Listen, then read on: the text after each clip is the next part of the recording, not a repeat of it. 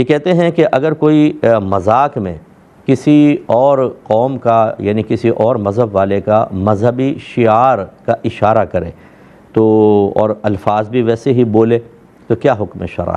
جیسے کراس بنا دینا یوں کر کے اور ایسے ہی الفاظ ادا کرنا کہ جو مطلب غیر مسلم ایسے موقع پر بعض اوقات ادا کر دیتے ہیں مسلمان مذاق میں کرے، کیا حکم شرع ہوگا؟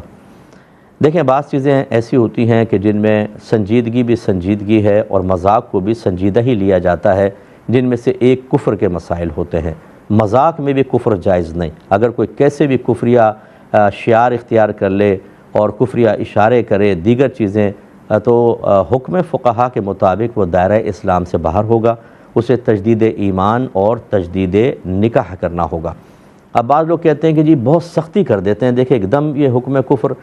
ارے بھائی اگر یہ سختی نہ کریں، خود آپ کے بچے خدا نہ خواستہ آج آپ انیشیل اسٹیج پہ نہ روکیں، دیکھیں شیطان آگے لے کے جائے گا۔ وہ خود نہیں کر رہے، شیطان کروا رہا ہے۔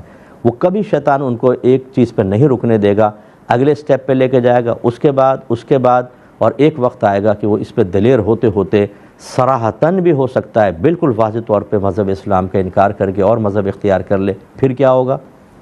تو اس لیے یہ کوئی خدا نہ خواستہ ایسا نہیں ہوتا کہ کوئی کفر کی مشین لگی ہوئی ہے یا کسی کو شوق ہے اس چیز کا، بلکہ احتیاط۔ میں آپ سے پوچھتا ہوں کہ اگر باہر کے حالات خراب ہوں اور رات میں 2-4 ایسے واقعات ہو جائیں کہ بچے روڈ پہ بیٹھے ہوئے تھے، کسی کو گولی مار گئے، کچھ ہو گئے، اب آپ بتائیں اپنے بچوں کو باہر نکلنے دیں گے کہ نہیں نکلنے دیں گے رات میں؟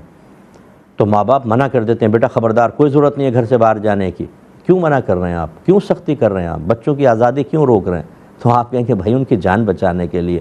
تو فقہا ایمان بچانے کے لیے یہ باتیں کہتے ہیں، ان کو کوئی شوق نہیں ہے کہ حکم کفر جاری کریں، اس لیے برا نہ مانا کریں۔ بعض ایسے ہوتے ہیں کہ جو فوری طور پہ کہتے ہیں مولوی تو حکم کفر جاری کرتے ہیں، نہیں، یہ حکم کفر جاری کرنے کا شوق نہیں ہے، ایک احساس ذمہ داری ہے، کیونکہ ہم اپنے آپ کو بھی بچائیں گے اور جتنے ہماری عوام ہیں، ہماری خصوصاً ینگ بچے ہیں، وہ ہمارے بچے ہیں اور ان کے ایمان کی حفاظت علماء کی ذمہ داری ہے۔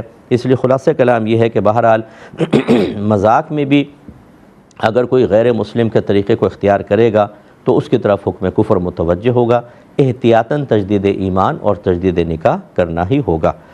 ایک مختصر سا بریک لیں گے، ہمیں یقین ہے آپ ہمارے ساتھ ہی رہیں گے۔ بسم اللہ الرحمن الرحیم۔